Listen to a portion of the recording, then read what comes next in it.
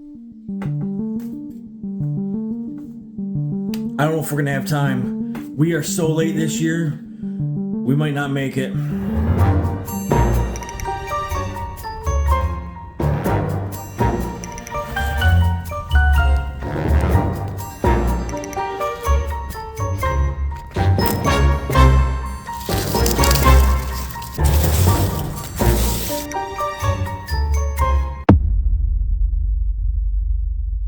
Hey everybody, welcome back to Gagne Farms. I'm Eric, this is Candace, and today we're trying to get some stuff going. It's a little late, but we don't have any options right now. We got to get some of the stuff going. I've got 2 new things that I'm planting this year I'm going to show you and I want to talk to you about. But first, Candace is doing a little bit of mending. I'm going to call it mending of the trays. And I'll show you exactly what I'm talking about here in just a minute. I'm going to go through real quick. I want to show you guys exactly what I got going on here. We did start some stuff earlier this year, but with syrup season coming into play, we have not had as much time as we wanted to be down here in the seed starting room and getting stuff ready for our garden this year. So we're going to go over that. Candace has got one of her mended trays here. So what happened is we had a bunch of, what did you have, Candace? Were they? I had snapdragons and eucalyptus. Oh, and we up-potted them. Yeah, we up-potted them and it didn't go so well. I would call it more damage control than I'm doing than mending, but.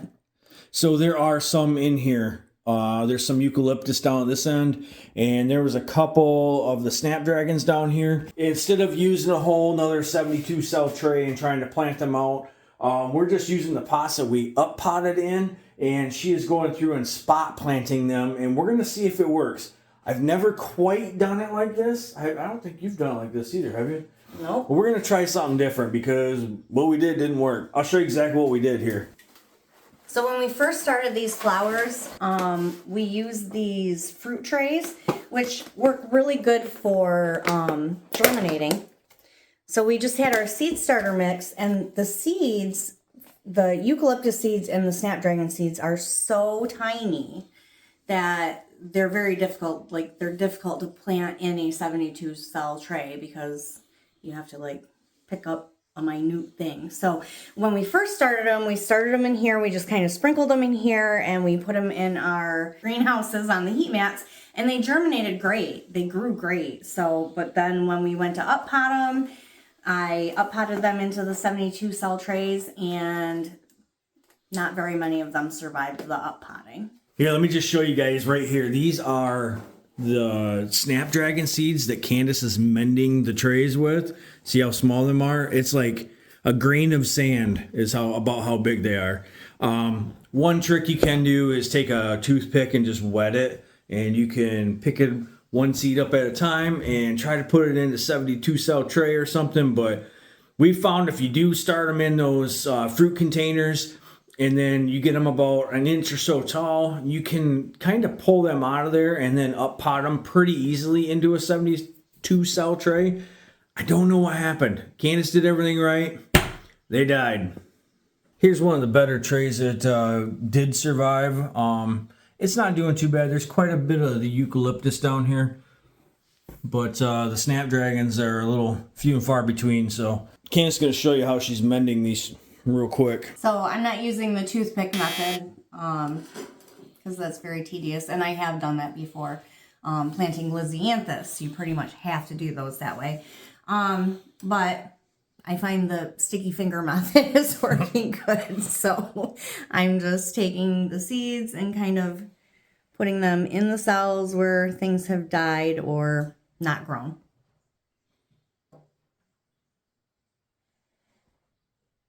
All right, while Candace is mending the tray, I'm just going to show you a few of these things here. We did start some certain things in January this year. I started some onions by seed, and I started my Carolina Reapers by seed.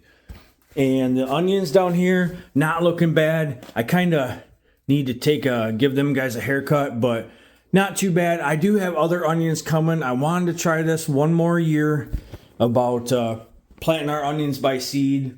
They did okay last year. I'm looking for a little bit better this year. So we got some of our reapers here. That's a very small reaper. This is about what I'd expect my reapers to be, this size right here. Beginning of April. This is a reaper back here as well. So they're looking good. I've got some orange Scotch bonnets. I've got some ghost peppers, and I've got some jalapenos back here. We got a bunch of cayenne peppers up here, and I've got a whole bunch of green peppers as well. I actually need to start more green peppers down here. I do have a flat in there. I've had the last 2 years in a row terrible germination rate on any green pepper I've tried. Don't know what it is, and I've heard other people have the same problem. So maybe it's not just me. Maybe it is. I don't know. I'm going to try it again, and I just keep having successions of green peppers. So it works out for us because then I don't have to, in the fall, I'm not trying to process all the green peppers all at the same time. I can kind of take them in waves. So the other couple things I got here, I got some chocolate reapers up here that's going to be a little bit different this year. And then we've got our Brussels sprouts. I've got 3 flats. There's the other flat right here of Brussels sprouts. We tried those last year. First time having Brussels sprouts, and everybody loved them. In the fall, all we did with the sprouts is we clipped them, and then we blanched them and then froze them in like 1 pound packages. Everybody loved them. They were super awesome. So we started a lot more this year. All right, a couple other things here. We've got asparagus. This is asparagus by seed. Never done asparagus by seed before. I've always got the corm and not the seed. Trying something different. Seeds were cheap. This is all Mary Washington asparagus seeds. So we're giving it a shot. They all sprouted and germinated really good though. We've got some cabbage going on here. And let's see, we've got some more habaneros up here. I've got a flat of broccoli.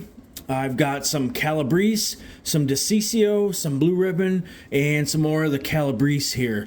And we tried some from different providers. This is M.I. Gardner stuff here. I don't remember. I think these might have been M.I. Gardner, and this was from 99 Heirlooms here. Actual pretty good germination rate on all that. These here are a couple trays that Candace was just mending. We got some flowers up here, amaranth, black-eyed Susan, celosia, some lemon balm, and we did start a couple flats of aromas. So this is a flat aromas here, flat aromas here. Just got them germinated, and that leads me to the next thing is I have to get a tray started today of some other tomato plants I've never done before. We gotta get that thing going. First, we got another flat of marigolds up there, and we got some green peppers down here. Nothing crazy, like I said. I didn't do anything weird, not like at least on my scale weird this year. I just wanted to get my peppers and my onions going super early. So I believe we started them about the second week of January, which for us, it's about normal especially for hot peppers. Last year I didn't start my Reaper peppers until, I believe it was into March before I started them, and it was too late. I did get a harvest off of them. It was just later into the fall, and I didn't get the reoccurring harvest off of them at all. I just got pretty much one good harvest, and that was it. Let's get this tray full here, and I want to show you guys what we're planting next.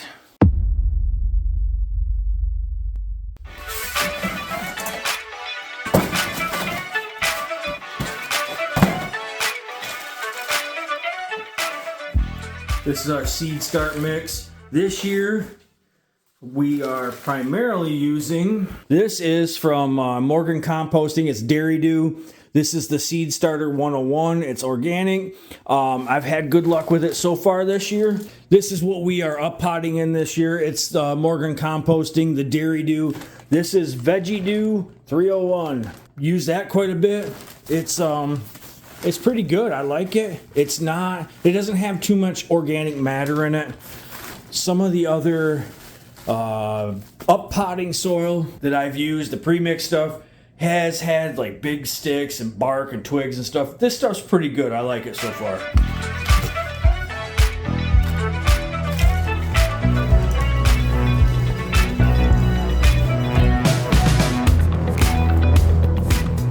So when I'm packing a tray, I always just try to get it full like this, and then I make sure to push it down a little bit, and then we'll come back over top and then repack more dirt. you don't want a whole lot of big air bubbles in there. Like that cell right there is really low. They're kind of low on the outsides like that sometimes. So I'll come back through, put a little over top, fill it in, and then we'll make some dimples for our seeds.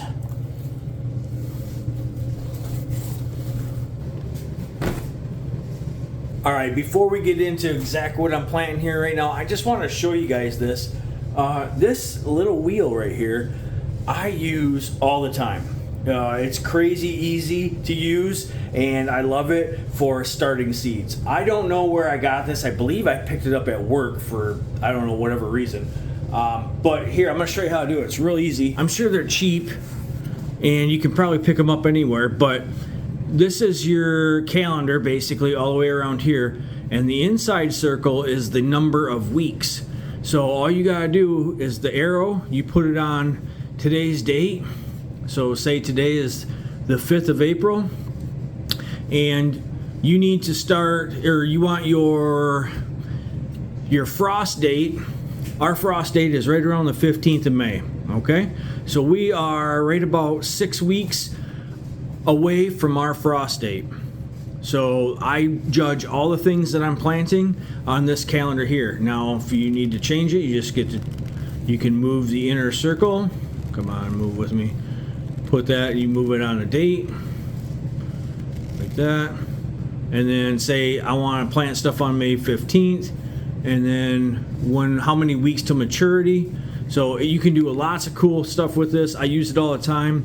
I'll see if I can't find one of these. Like I said, I got this from work. These got some different vendors and stuff we use at work. But I'm sure they're on the internet somewhere. They're probably cheap, just plastic. If you can find one, I highly recommend it. All right, if you can see behind me, I've got my aromas going. I've got 2 flats there.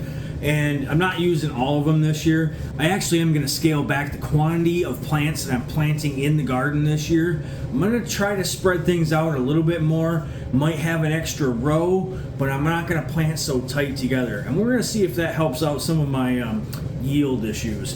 But in addition to the aromas, that's my old standby. I got to have my aromas just to make sure I've got enough sauce for the year. But this year I'm going to try a Jersey Devil tomato plant.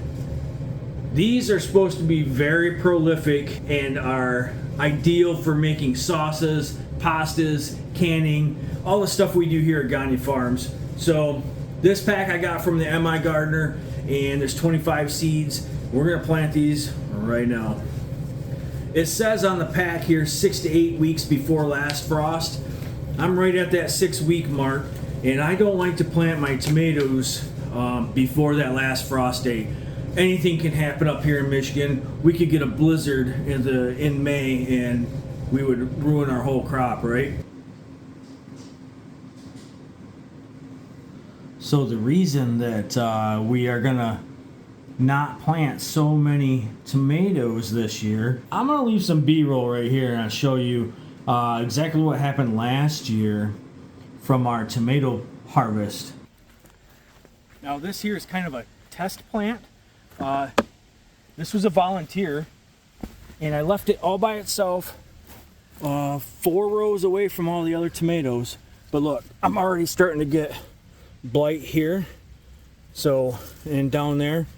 But I did notice this plant really grew fast and tall, and the fruit seems to be huge. See, right in here. That fruit on this plant is a lot bigger than most of the other ones. So I'm guessing that by planting this, giving it a little more space, maybe we'd have better yields. So that's definitely something to think about for next year. So that right there is the reason I had the one tomato plant way off in a different area all by itself, in a spot I don't know as if I've even grown tomatoes in before. But that plant yielded so much more fruit that got me thinking maybe it's time to try the spread it out method. I've always had a very small growing space, so I wasn't ever able to grow a lot of food in a spacious area. Now I've got a little bit more area with the new expansion on the garden that we've done a couple years ago, and it seems to be working pretty good. I've got lots of grow area for all sorts of things, so I'm gonna try it. The other reason I'm not gonna grow as many tomato plants this year, I had a very good season last year with tomatoes. I have a lot of canned sauce. I have a lot of salsa. I have lots of the things that you make with tomatoes. I don't need as many tomatoes this year. I'm still gonna need a larger amount than most people would grow, but we're not gonna grow as many, which is okay. That leaves plenty of room for other things. I've got a couple things on order actually that we're gonna get through here. I'm gonna actually get them next week, and I think maybe we'll do a video on the cool new stuff that I've got coming for next week. So besides the Jersey Devil tomato, I'm going to try a Napoli tomato. Now this is basically the same. It's great for canning, preserving, sauces, that type of thing. Just something different. I've never grown this variety here. I want to try to branch out. I always try to grow a different variety of something every year just to see if I like it any better or any worse. So we're going to plant a half a flat of these as well. I don't think I'm going to plant, even if I had 100% germination, I'm probably not going to plant all these in the garden for sure. But we do have friends and neighbors that I like to help out as well. And they help us out as well. And that's why we get to help each other plant all these cool stuff. We're going to get this going here. The Napolis here, they didn't give me any extra seed. I got a few extra seeds in the Jersey Devil packet there. That's okay. Don't need all that many anyways. Like I said, we've got plenty. So this year, we are trying to get our food stores built back up. We really did a good number this year of eating through those food stores throughout the winter, and it really helped save on our grocery bill. I know everybody's grocery bills are through the roof right now, and that's the reason why we do this, is to help offset that cost. Yeah, we did not get as many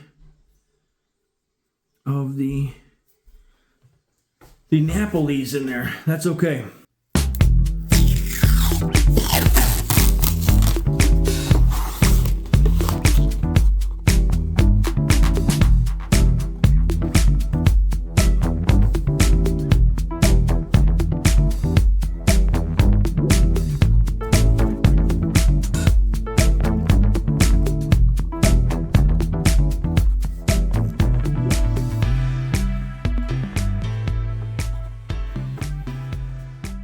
We're going to set this on the heat mat. These should germinate about 3 or 4 days, I would think. They are pretty fast germination right here.